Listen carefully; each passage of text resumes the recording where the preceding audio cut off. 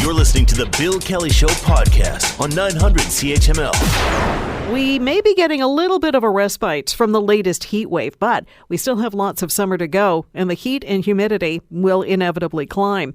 We've been warned that heat waves will continue and intensify as a result of climate change. A new report has found billions of people around the world will need access to air conditioning as extreme heat accelerates due to climate change. Here's Inez de la Catera. Researchers from the Harvard China Project, delving into the future demand of air conditioning, say they've discovered there is a major gap between current AC capacity and what will be needed by 2050 to save lives, especially in low-income and developing countries. AC is a luxury in many places, with only 8% of the 2.8 billion people living in the hottest and poorest places on Earth having access to it. Scientists say the extreme heat the world is witnessing this week may seem mild compared to what it could look like in 30 years if global emissions aren't reduced. Inez de la Catera, ABC News, Paris. A lot of work is being done and a lot of research is being done closer to home on this very issue at the Intact Center on Climate Adaptation at the University of Waterloo. The head of that center is joining us now, Dr. Blair Feltmate. Thank you so much for taking time this morning. Well, thank you very much for having me. Your center has said that Canadian alarm bells should be ringing loud and clear by now, but it seems we're still not really prepared for what's to come. That's right, and we're, for lack of a better descriptor, perhaps we're just catching up, or really starting to appreciate the degree to which extreme heat is problematic now, and will be more problematic in the future, driven by climate change. Very often, when people talk about climate change, or when we think about climate change, people tend to think about flooding and wildfires in forested regions. But when things go wrong relative to flooding and wildfires, it's financially very expensive and inconvenient. But by and large, people don't die. It might be 0, 1, 2, 3, perhaps 4 people die in a flood or a fire, which, not to be indelicate, would be 4 too many. But when things go wrong relative to extreme heat, people can die in very high numbers. For example, in 2021 in British Columbia, 619 people died prematurely due to extreme heat. And then in 2018 in Quebec, 86 people died prematurely due to extreme heat. And by the way, under both of these circumstances, people died under good conditions. The electricity was running. Had the electricity gone out and there had been no fans and air conditioning running during either of these heat waves, those deaths would have been in the high hundreds and potentially into the thousands. So extreme heat is problematic, and things are going to get hotter going forward, period, driven through irreversible climate change. Should air conditioning be considered a basic human right, like water, food, and heat? I believe so. The same way we consider it a basic human right that people should have access to warmth and during the winter months and be safe relative to midwinter temperatures.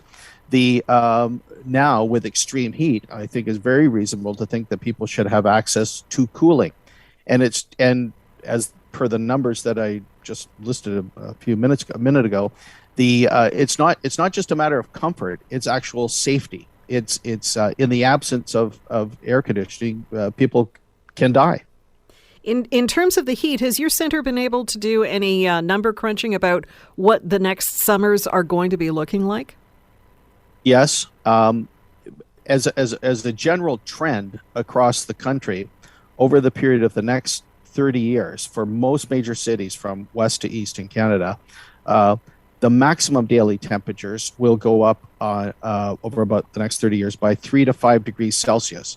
So for example, right now in Hamilton, you top out at around 35 degrees Celsius. That's more or less as hot as it gets. By 2050, that will go to 39 degrees Celsius. And then for the number of hot days per summer, over 30 degrees Celsius, the number of hot days per summer over 30 will increase by a factor of 2 to 4 times as many days per summer over 30 degrees Celsius over the next 30 years.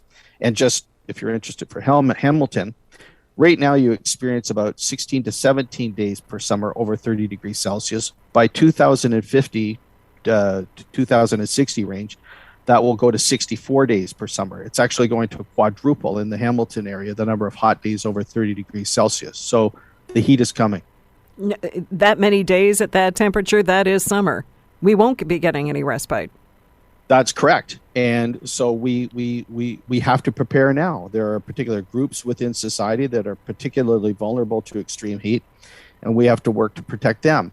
And it's, for example, for you and myself, the extreme heat might be a bit uncomfortable when you're traveling between your home and your work or something like that. But for many of us, we have access to air conditioning. But there's a great many people who don't, and it's these people that we have to put systems in motion now to protect them. And the three groups, by the way, are the elderly.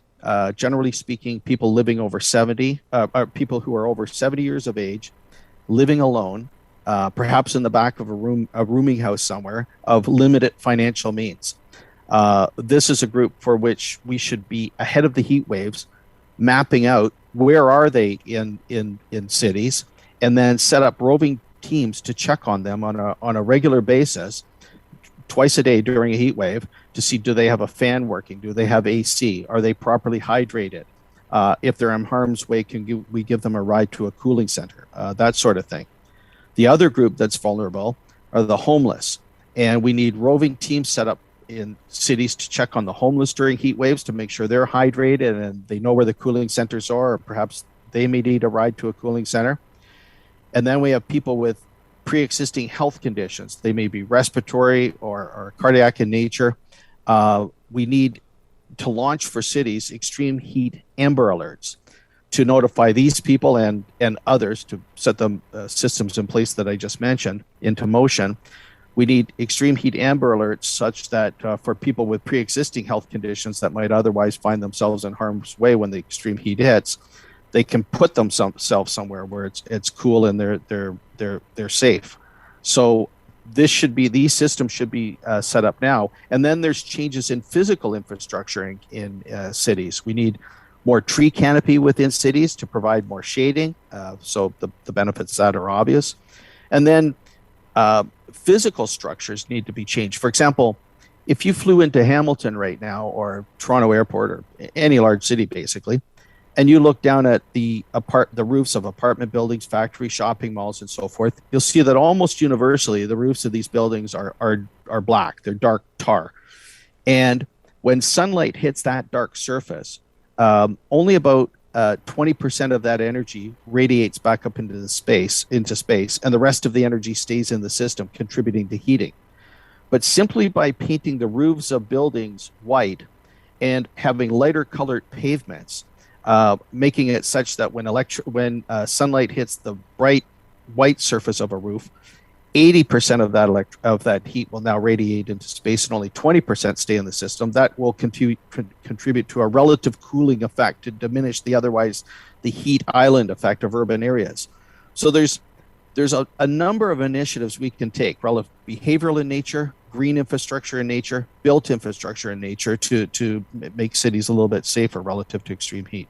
We're speaking with Dr. Blair Feltmate, who's head of the Intact Center on Climate Adaptation at the University of Waterloo. You know, when you were talking about the roofs of buildings being mostly dark to black, and that just makes the whole situation warmer, one of the things I was thinking of was what we heard last week from Europe, where runways were buckling. Some of them were melting. They had to pour water on the course for the Tour de France because it was melting. And I heard the term liquefied roads, which I've never heard before. Well, yeah. So all of the things you just mentioned, these are very real, and they're on our doorstep today. But what we have not done a good job of in Canada right now is to look even more broadly at fundamental infrastructure and how it may be impacted by extreme heat, or will be impacted by extreme heat. And that's everything from different sectors of the transportation area, roads, railways, airports. It's everything from telecommunications equipment, water processing plants, water treatment facilities, all the fundamental things that you need to make a city work.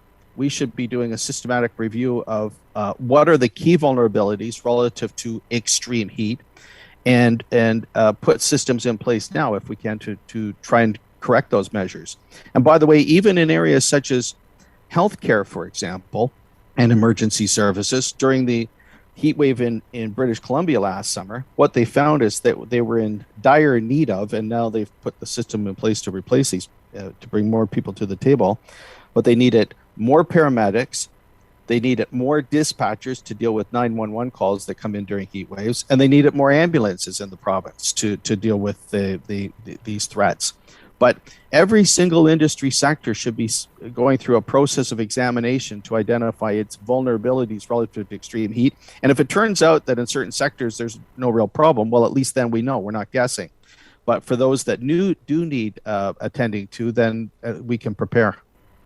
Well, one of the things that is on the list under green infrastructure of things that we can do now that will give us benefits later on, and that's creating or expanding a vegetative area around waters and lakes. You know, we live on the shore of Lake Ontario, and, well, I see a lot of structural buildup there, mostly, you know, around lakes big and small.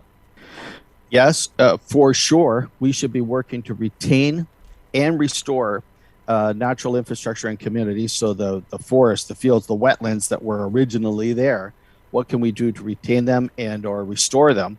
And by the way, in southern Ontario, over the course of the last 100 years, we've removed approximately 73% of the original infrastructure that was here, the forests, the fields, the wetlands. That's now gone.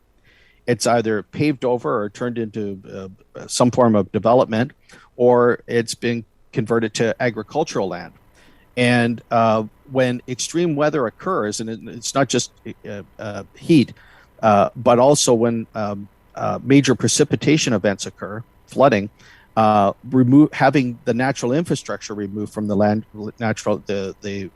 the landscape, that contributes to flood impacts. When water comes down in droves and hits pavement, it's got nowhere to go and absorb and discharge over time. It runs off instantaneously and contributes to flooding. So by retaining natural infrastructure, it diminishes the heat island effect. It helps mitigate flood risk. It supports biodiversity, and it just improves the general aesthetics in communities. So for a whole bunch of reasons, we want to retain natural infrastructure. Well, and you were citing earlier a couple of examples involving what happened in BC last year with hundreds, over 500 deaths attributed to the heat. And we all learned the new meteorological term of a heat dome. Is that possible in this part of Canada, happening in southern Ontario? Yes, absolutely.